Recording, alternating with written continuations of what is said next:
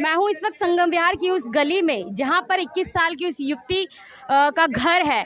21 साल की उस युवती के साथ बलात्कार किया जाता है, उसके साथ ऐसी बर्बरता की जाती है जिसको बयान करना बहुत ही आप उसको शब्दों में बयान नहीं कर सकते। मेरे साथ अभी यहाँ पर एक कैंडल मार्च हुआ, बहुत ज़्यादा उसमें लोग संख्या में लोग जुड़े। मेरे साथ कुछ महिलाएं हैं, मैं उनसे जानूंगी क्या इस तरह से बेटियां सेफ है। नारा दिया जाता है बेटी बचाओ बेटी पढ़ाओ, किनसे बचाएं और कितना पढ़ाएं?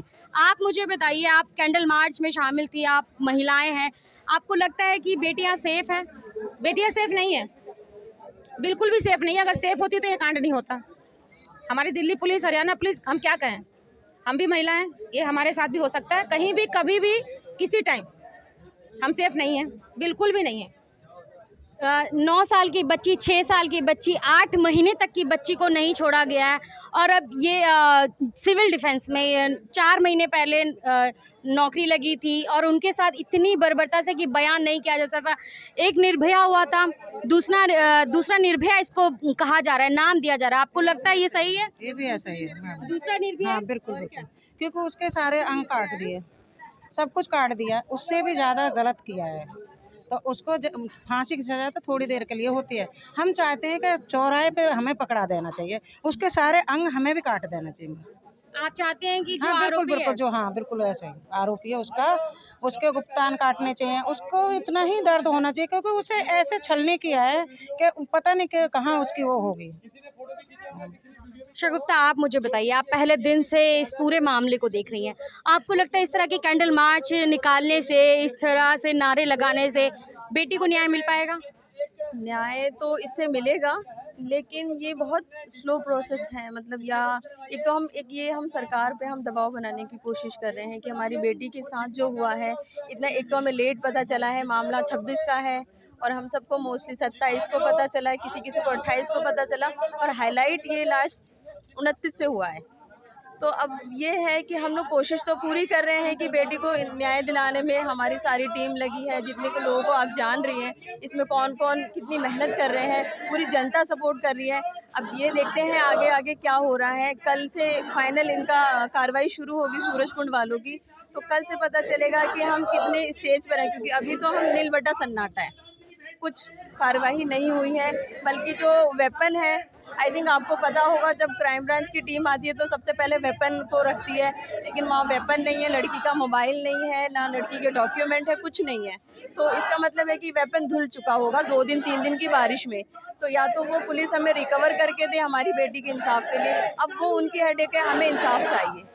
जिस तरह से उस युवती के साथ बर्बरता की गई, बताया जा रहा है कि शरीर के अंग काट दिए गए, प्राइवेट पार्ट को बुरी तरह से डैमेज कर दिया गया, किस तरह की मानसिकता ये दर्शाता है, आप मुझे बताएं। वो मानसिकता तो है ही नहीं उसके अंदर। वो एक तरह का मान के चलो कि या तो सोचने की शक्ति है उसके अंदर, ना समझने की शक्ति है। वो जानवरों से भी बदतर है। जानवरों को ये तो पता होता है कि हमें अपने हिसाब के लोगों को मारना है, क्योंकि हमें अपना जीवन जीना है। उनको मारेंगे तभी हम अपना जीवन व्यापन कर पाएंगे, लेकिन ऐसे लोगों का तो कुछ मानसिकता ही नहीं है। आप काम पर जाती होंगी, आप बाहर भी जाती होंगी, अब आपको लगता है कि आप बाहर जाएंगी, काम पर जाएंगी, आप सुरक्षित हैं, आप रात को सही सलामत या सुबह सही सलामत घर लौट पाएंगी, आपको लगता है इस तरह का? मैं आपको इस बारे में छोटा सा कल का ही बताना चाहूँगी। इस गली में ही बेटी का रेप हुआ है, इसी गली में हम इंसाफ मांग रहे हैं। कल जब हम सूरजकुंड थाने के लिए यहाँ से निकल रहे थे, मैं और मेरा एक दोस्त फ्रेंड था, साथ में बाइक पे हम जा रहे थे, तो 2 लड़के स्कूटी पे आ रहे हैं, इसी गली की बात बता रही हूँ, कल की ही आ रहे हैं। वो इतनी गंदी नज़रों से देख रहे हैं, ऊपर से लेके नीचे तक। मैंने सोचा ये कुछ बोलें तो मैं इन्हें यही रोकूंगी, लेकिन वो देखते हुए निकल गए। आपको पता है ना कि कोर्ट ने बोला है कि अगर आपको कोई 2 मिनट तक घूर कर देखता है तो आप उसके खिलाफ FIR दर्ज कर सकते हैं। तो आपको नहीं लगा कि 2 मिनट, मतलब ये मुझे घूर कर देख रहा है तो मैं इसको कुछ बोलूँ? आप क्या उसका इंतजार कर रही थी? मैं इंतज़ार नहीं कर रही थी, लेकिन मेरी उस टाइम ये नहीं था कि शायद ये ऐसे ही चले जाएंगे या कोई बात है या कुछ हमारे को कुछ कमी दिख रही है हमारे अंदर, इसलिए हमें घूर के देख रहा है। लेकिन लड़कियों की आंखें थोड़ी होती हैं कि ऑब्जर्व कर लेती हैं, नहीं वो कुछ और देख रहे हैं। मैं ये बोलना चाहती हूँ, हमारा जो भी कैंडल मार्च था एक भावभीनी श्रद्धांजलि है। हम कुछ नहीं कर सकते, बिटिया तो गई, लेकिन हम चाहते हैं कि हमारी ये आवाज़ संगम विहार से निकल के दिल्ली सरकार तक चली गई, लेकिन अभी हम चाहते हैं कि हमारे प्रधानमंत्री तक ये बात जाए जो मोदी जी का नारा है, बेटी बचाओ बेटी पढ़ाओ, और वो क्या एक्शन लेते हैं। नियम तो बनते हैं लेकिन नियम तोड़ने के लिए बनते हैं। आप बीजेपी सरकार की बात करिए, मैं आपको बता दूं दिल्ली कैंट अगर आपने सुना हो 9 साल की बच्ची के साथ, वहाँ की सांसद मीनाक्षी लेखी जी एक बार भी पीड़ित परिवार से मिलने आई। आपको लगता है बीजेपी सरकार यहाँ पर आएगी पीड़ित परिवार से मिलने? मैम, बीजेपी बहुत बड़ी पार्टी है, वहाँ से कोई नुमाइंदा नहीं आया है। कोई भी एक बंदा अगर आ जाए, एक कार्यकर्ता भी आ जाए। फिर आप किस हिसाब से कह रहे हैं कि मोदी सरकार का नारा है, किस हिसाब से? देखिए, उनका नारा तो है, वो हमारे लिए है, लेकिन सिर्फ नाम का नारा है। नाम कहाँ सूट कर रहा है? उनका नारा है बेटी बचाओ बेटी पढ़ाओ, तो क्या उन्हीं की सरकार से बेटी बचाए बेटी पढ़ाए? देखिए, हम लोग उंगली दूसरे पे रखते हैं, लेकिन हम अपने समाज को नहीं देखते। बेटियां सुरक्षित नहीं है। किस तरह का समाज? जो हमारा समाज है, हम उंगली आप पे रखते हैं, इन पे रखते हैं, उन पे रखते हैं, लेकिन हम अपने समाज की तरफ नहीं देखते कि हम कहाँ जा रहे हैं, हमारे बच्चे कहाँ जा रहे हैं, लड़के क्यों ऐसा कर रहे हैं। लेकिन ये कब सुरक्षित हो? क्योंकि हमारे देश में जो शिक्षा का अंधकार है ना, वही नहीं है। तो आपको लगता है लड़कों पे लगाम लगानी चाहिए? बिल्कुल लगानी चाहिए, 100% लगानी चाहिए। पहली बात देखिए, बेटा हमसे ही पैदा होता है, माँ ही पैदा करती है। सबसे पहले अगर माँ शिक्षित है, बेटे को अच्छा संस्कार देगी, बेटा कभी गलत काम नहीं करेगा। कोई जानबूझ कर नहीं करता, लेकिन ऐसी मानसिकता बनी हुई है, लड़कियां हैं लूट लो। लड़कियां लूटने के लिए नहीं है, लड़कियां घर की इज्जत है, घर का फरिश्ता है, और उनकी वजह से ही दुनिया चल रही है। तो आपको लगता है इस मतलब जितने भी इसमें होता है, हमारे देश के लड़कों को उस तरीके से शिक्षित होना पड़ेगा, उस तरीके से माँ को अपने बेटों को सिखाना पड़ेगा कि बेटियों को उस नज़र से ना देखा जाए? बिल्कुल, जैसे अपने घर में माँ को सम्मान देते हैं, बहनों को सम्मान देते हैं, बाहर भी लड़कियां हैं, वो भी किसी न किसी की बहन होती हैं। अगर लड़के समझ जाएं तो ये क्राइम होगा ही नहीं, हमें कहीं जाने की जरूरत ही नहीं। कहा जाता है कि लड़कियां छोटे कपड़े पहनती है, मेकअप करती है, इस वजह से उनके साथ ये गलत काम होता है। आपको लगता है कि मेकअप और कपड़े, ये वाली जो मानसिकता है, इन्हीं वजह से रेप और बलात्कार ये चीज़ें होती हैं? देखिए, ये छोटी मानसिकता है, ये सिर्फ दिमाग का खेल है। ये आंखों से आप देखिए, उस आंखों में प्यार है, आप उस किस नज़र से उसको देख रहे हैं। छोटी बच्ची है, छोटा सा अगर छोटी बच्ची है, अगर पैदा हुई है, उसको आप किस नज़र से, वो बिटिया की नज़र से देखते हैं, उसमें प्यार है। लेकिन वही नज़र थोड़े दिन बाद चेंज होती है, नज़र का दोष है। और उस नज़र को अगर शिक्षा से, मेन इसका कमी है शिक्षा। अगर बंदा शिक्षित है, कभी किसी को गलत नहीं कर सकता, जहाँ तक मैं मानती हूँ।